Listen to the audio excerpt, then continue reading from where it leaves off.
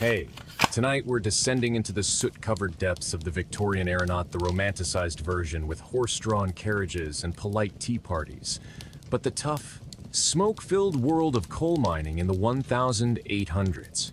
You might think you're tough enough to handle it, but trust me, after even one shift underground, you'd be wishing for fresh air and daylight. If you're enjoying these deep dives into the dustier corners of history, I'd really appreciate a quick like or a subscribe. It seriously helps way more than you think. And hey, I'm always curious, where are you listening from tonight? And what time is it there? Drop a comment below. I love seeing this sleepy little global community growing. Alright, now dim your lights. Pull your blanket up to your chin. Maybe turn on a fan or white noise machine for that cozy hum, and let's ease into tonight's journey. You've just woken up in the heart of Victorian Britain. Congratulations, you're a coal miner in the mid-1800s. The good news? You've got a job. The not-so-good news? That job may wear you out before you turn 35. Your shift starts long before the sun rises. You're woken by the sound of a hand-cranked alarm clock or the boots of your older brother nudging your straw mattress.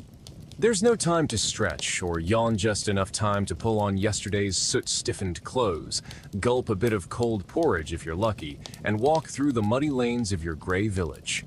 Your hands are already darkened, not from today's work, but from yesterday's coal dust that never seems to wash off. Soap is rare. Baths, not common. You arrive at the pit entrance with a dozen others, many of them younger than you'd expect. Some are just boyston, maybe 8 years old, working as helpers or gatekeepers. You see, in Victorian Britain, young workers were often needed to keep things running and the coal moving.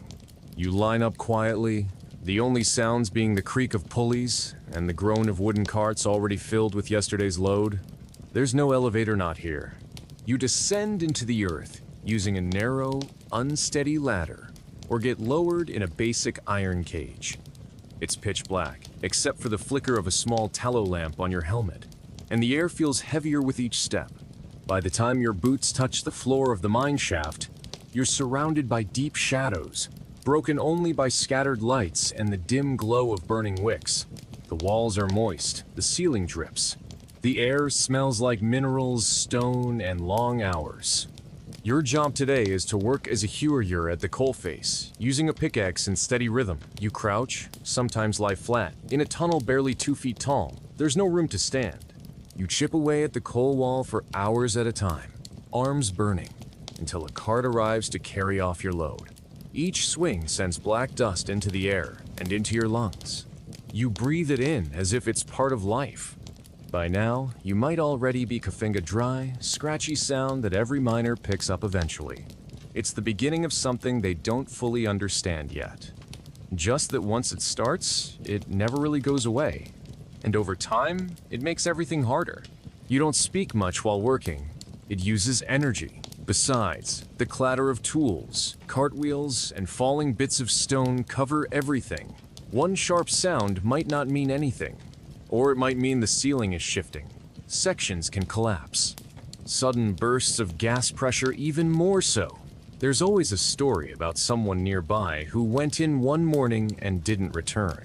They say he was caught beneath falling timber or caught in a burst so quick, nothing could be done. It's dark, it's damp, it's difficult. And yet this is your routine day after day, for as long as your strength holds up. There are no safety checks. No groups to represent you. No backup plans. If you're injured or unable to continue, you're simply replaced by another determined soul waiting in line. The village. You're not a person down here, you're a tool. And tools can always be replaced. At midday, if you're lucky, you might get a short break to shovel down a bit of bread or leftover gruel. There's no canteen, no water cooler, just a stretch of rock where miners slump down and eat with coal-streaked fingers. The light from your lamp barely reaches your food, and you try not to think about the rats that skitter just out of sight, or the fact that your lunch probably has coal dust in it too. No one cares. You eat, because you need the energy to survive the rest of the shift. Around you, the other miners are hunched over, breathing hard, coughing, wiping sweat from their soot-covered brows. No one complains, there's no point. Complaints don't stop the mine. The owners up top don't see the workers as men with lives and families. To them, you're just another pair of hands, another name in the ledger. They live in clean houses, with white gloves and clean air. They drink tea from porcelain cups, while you suck down soot and grime and hope your lamp doesn't go out. Because if it does, you'll be stuck in total blackness, true. Soul-crushing darkness so deep it swallows everything. You can't see your own hand in front of your face, and your heartbeat thunders in your ears like a drum. After what feels like forever, the whistle blows to mark the end of the shift. But you're not done. The climb back up is as brutal as the descent. Your legs are shaking, your back is screaming, your lungs feel like they've been scraped raw, and all you have to look forward to is more of the same tomorrow. You finally emerge from the shaft, blinking like a mole in the pale daylight, face smeared with sweat and grime. Children stare at you as you walk past, some of them soon to be following in your footsteps. You pass by rows of bleak stone cottages, rows and rows of them, packed tight like boxes. Each house is nearly identical. A fireplace, a wooden table, a bed or two, maybe a chair if you're lucky. Inside, a wife or mother waits with more gruel, maybe some stale bread, and a tired look in her eyes. The air in the house is thick with smoke from the coal stove, the same coal you just spent hours digging. You sit by the fire, peeling off boots that are stiff with dried sweat and coal dust. Your feet are blistered, your hands raw and calloused, but there's no time to rest. Your son needs help with his schoolwork if he's lucky enough to gore. Maybe your daughter needs water fetched from the public pump down the road. There's always more work. Always. When you finally crawl into bed, it's a mattress filled with straw, shared with one or more family members. Privacy isn't a thing. The walls are paper thin. You can hear the neighbors talking, coughing, even arguing. The bed creaks with every shift of weight. You close your eyes and try to sleep, but your muscles are so sore that even lying still hurts. And before you know it, it's morning again. The alarm shrieks, your brother kicks your bed, and the whole grim cycle begins again. You do this every single day, 6 days a week, often more. There's no safety net, no future, just coal, darkness, pain, and the slim hope that maybe, just maybe, your children won't have to live like this. Maybe they'll escape. Maybe they'll become something else. But for now, you're trapped in the earth, digging it out one shovelful at a time. That's the reality of being a Victorian coal miner. Not romantic, not nobly, just endless, backbreaking survival in the belly of a living hell. But survival isn't just about enduring the mine itself, it's about navigating the brutal world above ground too. Your village, like most mining towns in the Victorian age, was hastily built and barely maintained. Rows of soot-covered cottages sit shoulder to shoulder, each with a tiny chimney belching out black smoke from the same coal that poisons the lungs of the men who dig it. The streets are unpaved and slick with mud, worsened by the lack of drainage. When it rains, and it often does, the narrow alleys become rivers of filth, animal waste, human waste, and the ever-present black slurry of coal dust. The stench is inescapable. Disease is constant. Cholera, typhoid, tuberculosis, these are not distant threats. They're a fact of daily life. Children die young. Mothers wear black far too often. You know everyone on your street by name, but you also know at least one family that lost a child this year. Maybe more. And yet, there's no doctor nearby. The company provides a surgeon, but only when absolutely necessary, and always at your own expense. Most injuries are dealt with at home, with rags and boiling water. A broken arm might mean the end of a career. A crushed foot could be a death sentence. You've seen it happen. A slip of the hand, a falling timber, a minor explosion, there are 100 ways to die underground, and even more above. The company doesn't care. You rent your home from them, buy your food from the company store, and if you miss too many shifts, you're out. No job, no house. You belong to them, body and soul. Even leisure time, what little you have, is tainted by the industry. You might head to the local tavern for a pint of bitter beer, your hands still black, your back bent from labor. You sit beside other miners, all of you silent, all of you exhausted. Sometimes someone brings in a fiddle and there's a song or two. But most nights end with men slumped over tables, too tired to sing, too poor to drink much. Gambling is common, so are fights, so is silence. And then there's the church. On Sundays, if you're not too broken, you shuffle into the chapel, where the preacher tells you to be grateful for your labor, that suffering is holy, that heaven awaits the patient and the humble. You nod along, because what else can you do? The preacher doesn't work in the pit. He doesn't understand what it means to claw at the earth like a rat. Every breath a gamble. But still, you listen. It's something to hold on to. Your children, if they're not in the mine, all might attend a ragged school run by a charitable society. It's not much, just the basics: reading, writing, a bit of arithmetic. They learn in cold, drafty rooms on slate boards with broken chalk. Sometimes you wonder what's the point. Even if they can read, there's no escape from the pit unless they're lucky or blessed with rare opportunity. Most will end up back underground before their teens, their names added to the endless list of broken bodies that feed the Empire's hunger for coal. You hear talk of reform, of new laws to protect workers, but change comes slow. Parliament is far away. You write letters, sign petitions, attend rallies when you can, but nothing changes. The pit still opens each morning. The ladder still groans, the dust still chokes, and you still descend. Night comes. You're back home, body aching, skin raw, fingers swollen. You sit at the tiny table as your wife places a bowl of watery stew in front of you. You eat in silence. She doesn't ask about your day, she knows. The children are already asleep, huddled together for warmth. There's a single candle burning low. You want to talk, but your throat is sore. You want to rest, but your bones scream. So you just sit and breathe and pray that tomorrow you'll make it out alive. Because some don't. Some miners leave in pieces, or not at all. And when they go, the pit keeps running. Always. Some evenings, when your body's too sore to move and your thoughts are too loud to sleep, you find yourself staring at the ceiling, tracing the cracks in the plaster with your eyes. You listen to the soft rasp of your own breathing, rougher than it used to be, and the occasional cough of your neighbor through the thin wall. The village is quiet now, save for the wind whistling through broken shutters and the distant creak of the mine's winding gears still turning, even at night. You know the pit doesn't truly sleep. There's always someone down there, even in the darkness, working a night shift or checking the ventilation tunnels. The thought of Idolf being down there right now, in the damp, the dark, the crushing silence makes you shiver. But you also know you'll be right back there in a few hours. So you close your eyes and try not to think about it. The dream you slip into isn't peaceful. It's the same one that's haunted you for months: a low rumble, a shower of coal, the sudden collapse. You wake in a cold sweat, heart pounding. Just a dream. This time. In the morning, the cycle repeats. The same alarm, the same boots, the same mile-long walk through mud and smoke.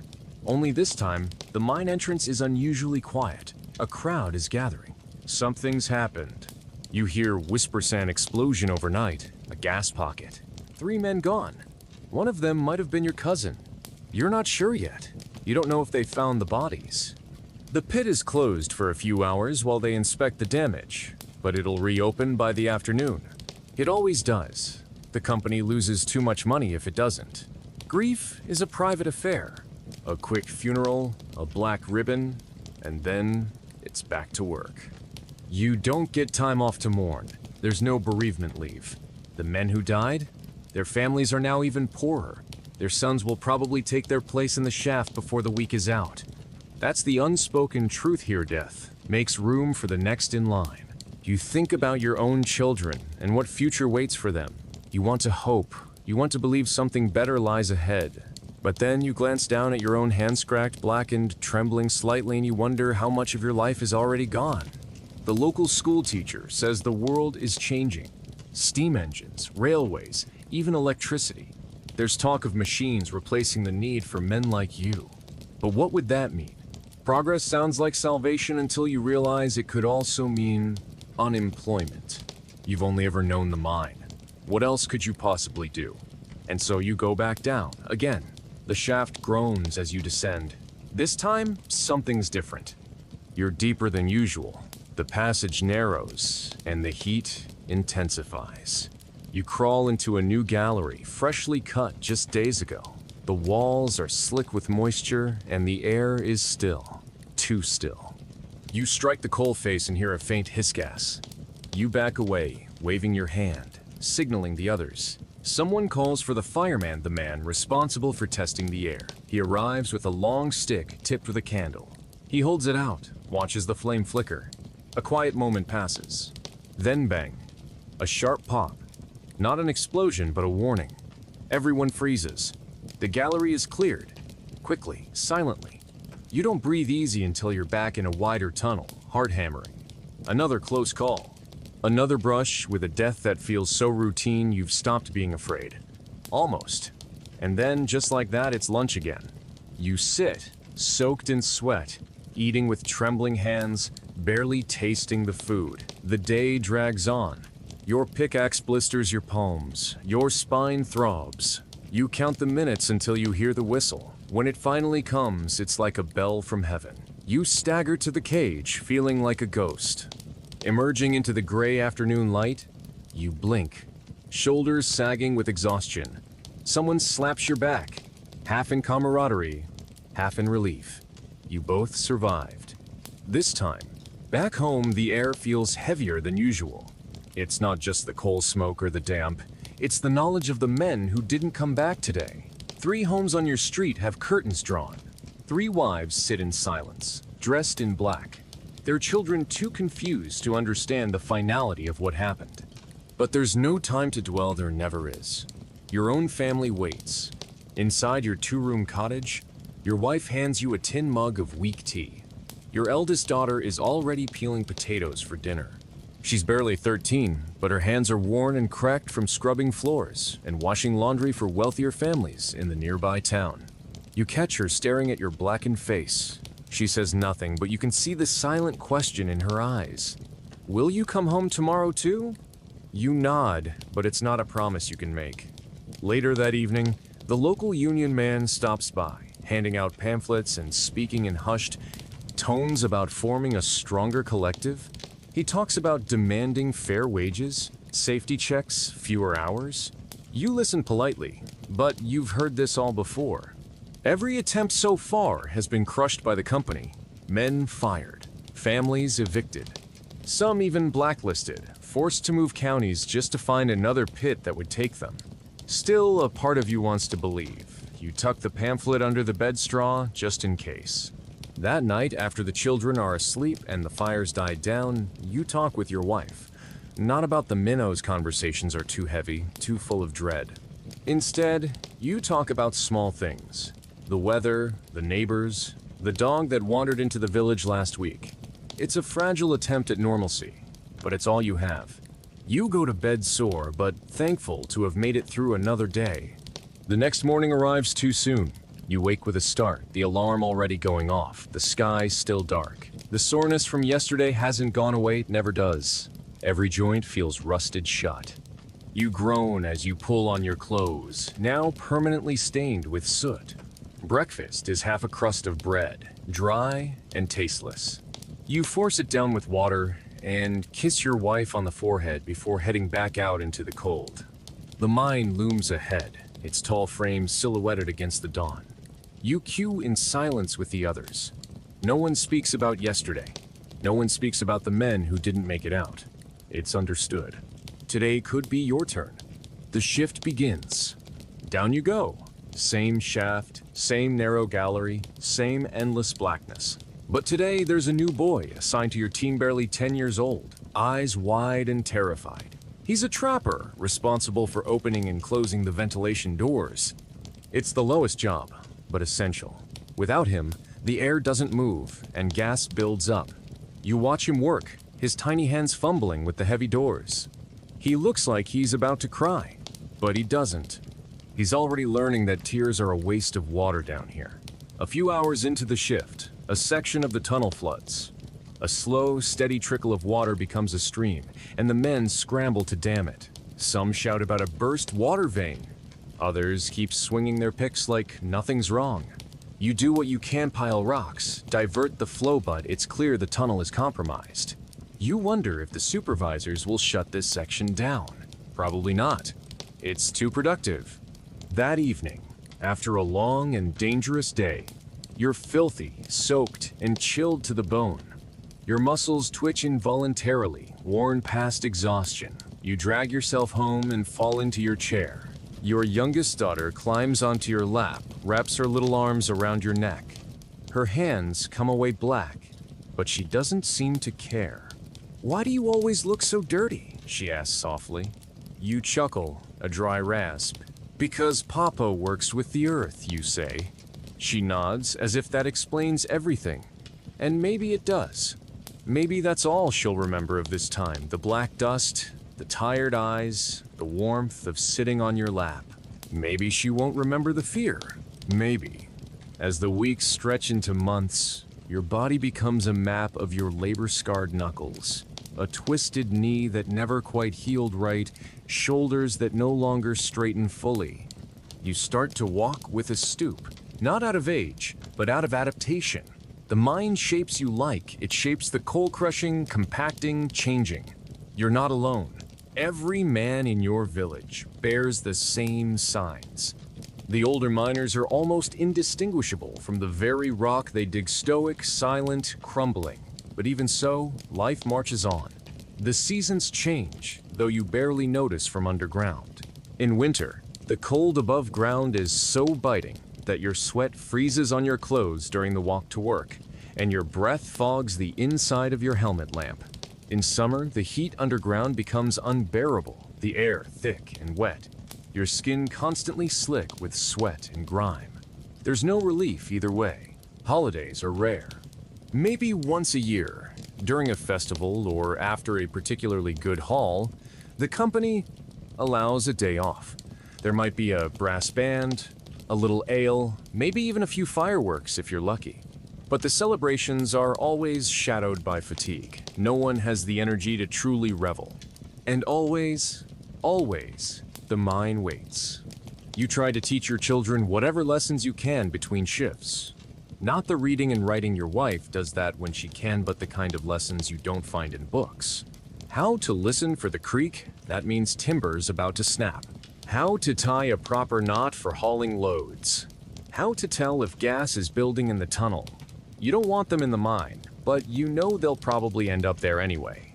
And if they do, you want them to survive. One evening, as you rest your back against the wall of your home, your neighbor, an older man named Tom, tells you he's had enough. He's leaving, heading to the city. Says he's heard about work in the factories, where it's cleaner, safer.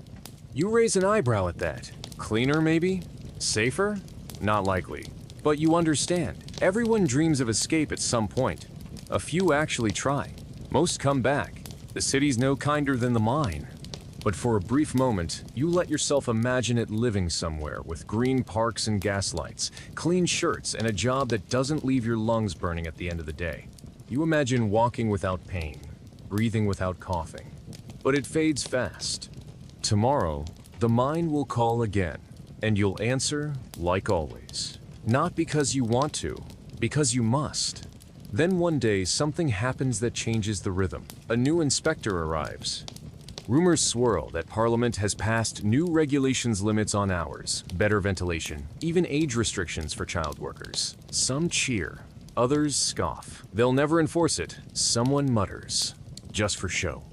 But over the weeks that follow, you start to see small changes. A second fireman is hired. The boys under 10 disappear from the pit. There's talk of improved cages and support beams. It's not much. It won't undo the years of damage, but it's something. You wonder if your son, just now old enough to be a hurrier, might see a different kind of mining life, one with fewer deaths, fewer cave-ins, maybe even proper masks one day. It's a faint hope, but it lingers. Still, life remains brutal. Another month, another accident. A tunnel floods, fast and without warning. A dozen men don't make it. You help dig the bodies out hour after hour, and the screams of their families echo in your ears for days. Afterward, you sit at home, staring at the fire, your daughter asleep against your arm. Your wife asks if you're all right. You nod. But inside, you're numb. The pit takes more than help. It takes pieces of your soul, and it doesn't give them back. Yet, somehow, the next morning, you rise. You lace your boots. You walk the road. Because someone has to. Because your family depends on it. Because you have no choice. The mind doesn't ask for permission. It demands obedience. It takes everything and still wants more. And you give it.